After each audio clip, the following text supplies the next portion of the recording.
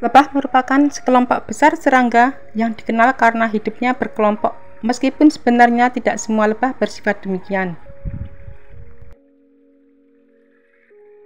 Semua lebah masuk dalam suku atau familia Apoidae, serangga bersayap selaput. Di dunia terdapat kira-kira 20.000 spesies lebah dan dapat ditemukan di setiap benua kecuali Antartika. Sebagai serangga, ia mempunyai pasangan kaki dan 2 pasang sayap. Lebah membuat sarangnya di atas bukit, di pohon kayu, dan pada atap rumah. Sarangnya dibangun dari propolis atau perekat dari getah pohon dan malam yang diproduksi oleh kelenjar lebah betina yang masih muda terdapat dalam badannya. Lebah memakan nektar bunga dan serbuk sari. Serangga betina memiliki peran penting dalam kelompok serangga ini. Perilaku lebah sangat ditentukan oleh perilaku lebah betina. Beberapa lebah betina spesies tertentu hidup sendiri atau soliter, dan sebagian lainnya dikenal memiliki perilaku sosial. Lebah soliter membangun sendiri sarangnya dan mencari makan untuk keturunannya tanpa bantuan lebah lain, dan biasanya mati atau meninggalkan sarang pada saat keturunannya belum menjadi lebah dewasa. Kadangkala beberapa spesies lebah soliter memberi makan dan merawat anaknya tanpa memberikan cadangan makanan bagi anaknya. Bentuk hubungan seperti ini dikenal dengan istilah subsosial. Sementara pada tahap lebih tinggi, lebah hidup berkelompok dan saling berbagi tugas sesuai dengan bentuk fisik masing-masing. Koloni lebah. Dalam satu kelompok terdapat 3 kasta, yaitu yang pertama, lebah ratu berjenis kelamin betina, merupakan induk semua lebah dalam satu koloni, dan satu koloni hanya 1 ekor lebah ratu. Yang kedua adalah lebah betina, dikenal sebagai lebah pekerja yang jumlahnya bisa mencapai puluhan ribu, 30.000 ekor lebah, dan yang bibit unggul bisa mencapai sampai 60.000 ekor lebah.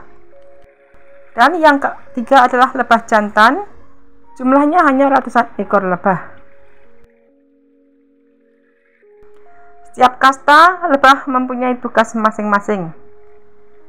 Lebah ratu hanya 1 ekor dalam setiap koloni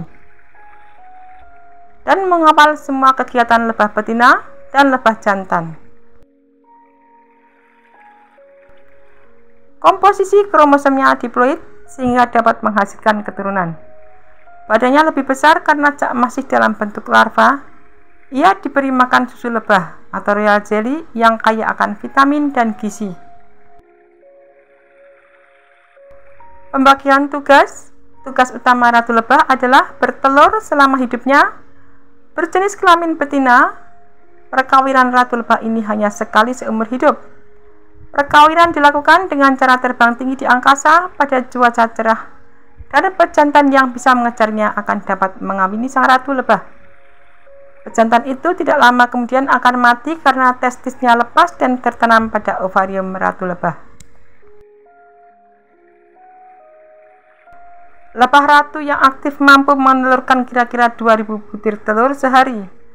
Makanan ratu merupakan susu lebah atau royal jelly, dan harapan hidup lebah ratu ialah 3 tahun.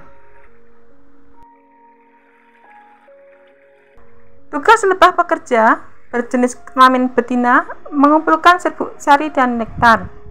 Madu merupakan hasil olah nektar yang dimuntahkan kembali dari dalam tubuh lebah dan disimpan dalam sarang lebah untuk makanan cadangan. Makanan madu ini juga untuk larva dan pupa. Ada juga lebah betina yang bertugas membersihkan sarang dan merawat telur dan anak-anak lebah. Harapan hidup lebah pekerja ialah 3 bulan atau lebih sedikit. Makanan utama lebah pekerja ini adalah madu.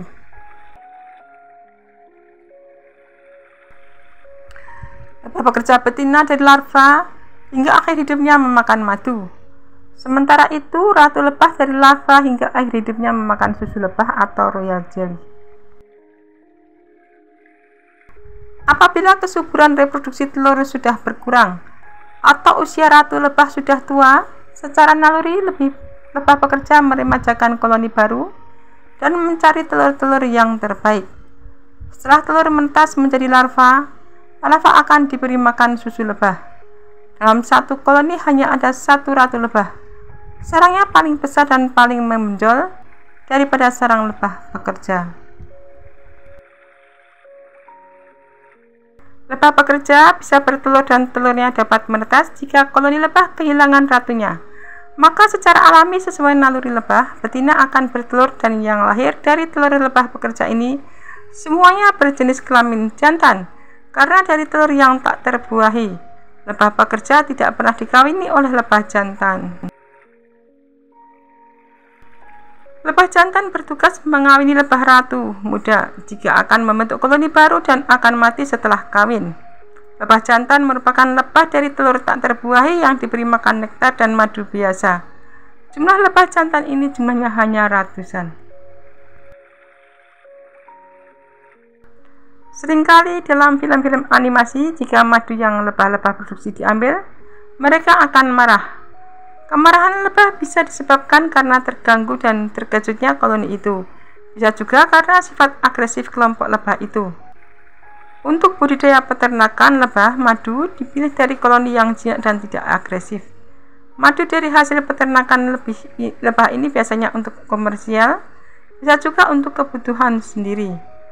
Terdapat pula lebah yang hidup menyendiri, tidak dalam kelompok. Jenis lebah yang demikian disebut lebah soliter. Lebah menjalani metamorfosis lengkap sehingga terdapat 4 tahap bentuk kehidupan, yaitu telur, larva, pupa atau kepompong, dan imago. Lebah dewasa. Telur yang menetas akan menjadi larva. Pada tahapan ini lebah pekerja akan memberi larva makanan berupa serbuk sari, nektar, serta madu. Sebagian nektar yang dikumpulkan oleh lebah pekerja disimpan sebagai madu. Setelah beberapa hari larva berganti menjadi pupa dan seterusnya menjadi anak lebah. Lebah di alam berfungsi penting sebagai serangga penyerbuk utama.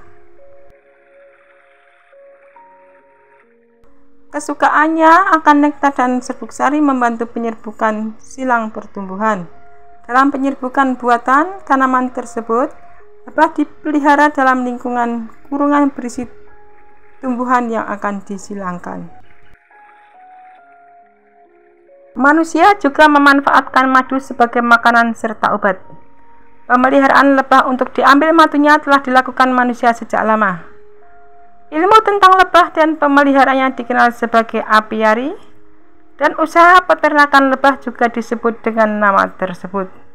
Madu yang dihasilkan akan lebih disukai oleh banyak hewan, khususnya beruang. Beberapa jenis lebah memiliki sengat yang sebetulnya bersifat fatal bagi dirinya jika digunakan. Ketika ia menyengat, sengat dan kantong kelenjarnya akan terlepas dan tertancap pada sasaran. Hal ini mematikan sang lebah. Sengat ini dimanfaatkan manusia dalam pengobatan berupa akupuntur yang dinamakan terapi lebah.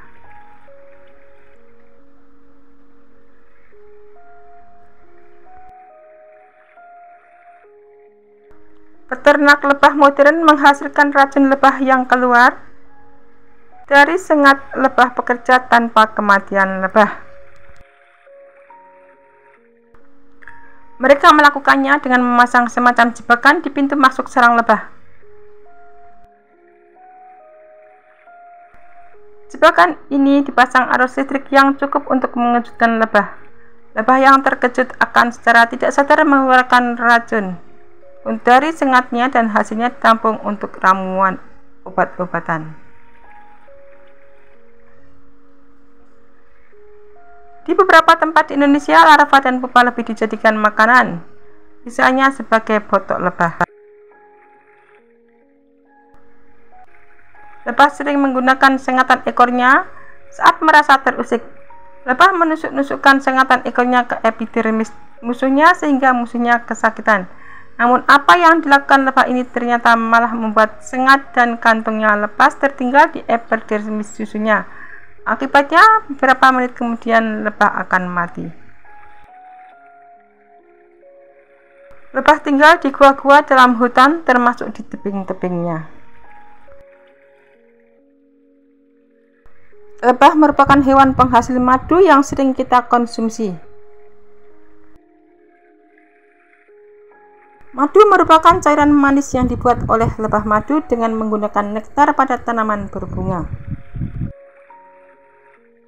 Terdapat sekitar 320 jenis madu yang berbeda dan memiliki ciri khas tersendiri pada warna, bau, dan rasa.